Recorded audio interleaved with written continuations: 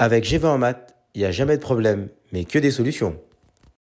À travers cette vidéo, nous allons voir ensemble comment déterminer les limites de la forme a fois q puissance n plus b. On va le traiter sur deux exemples ensemble.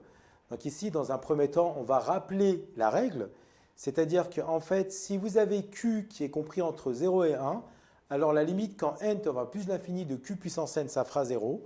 Et si q est strictement plus grand que 1, alors la limite quand n tend vers plus l'infini de q puissance n fera plus l'infini. Donc ici, premier exemple, on cherche à déterminer la limite quand n tend vers plus l'infini de 3 fois 0,6 puissance n plus 2. Ici, le q va correspondre à l'expression qui est à l'intérieur de la parenthèse. Donc ici, c'est 0,6. Et donc on a 0,6 qui est compris entre 0 et 1. Donc de ce fait, la limite quand n tend vers plus l'infini de 0,6 puissance n, vous trouverez que c'est égal à 0. Ensuite, ce que l'on va faire, c'est qu'on va multiplier par 3, parce que nous avons 3 fois 0,6 puissance n.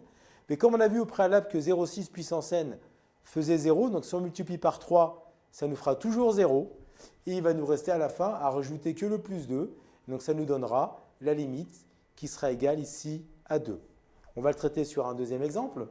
Donc si on souhaite faire la limite quand n tend vers plus l'infini de moins 2 fois 0,1 puissance n plus 310, on va regarder l'expression qui est à l'intérieur de la parenthèse. Donc ici, c'est 0,1. Eh bien, 0,1 est compris entre 0 et 1. Donc la limite quand n tend vers plus l'infini de 0,1 puissance n, ça donne 0. On va ensuite le multiplier par moins 2. Donc ça va toujours nous donner 0.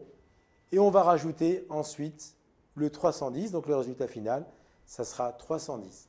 Donc ça, c'est une limite classique que l'on rencontre dans l'aspect des terminales ES. Comme tu as kiffé la vidéo et que tu veux des bonnes notes en maths, alors tu mets un pouce bleu, tu t'abonnes à notre chaîne, tu poses un commentaire, on y répond sans problème. Ensuite, on t'embarque avec nous sur g20enmaths.com, des exercices corrigés, des détails de ouf avec ça. Plus d'excuses pour pas avoir de bonnes notes en maths. Et bien sûr, rendez-vous sur nos réseaux sociaux.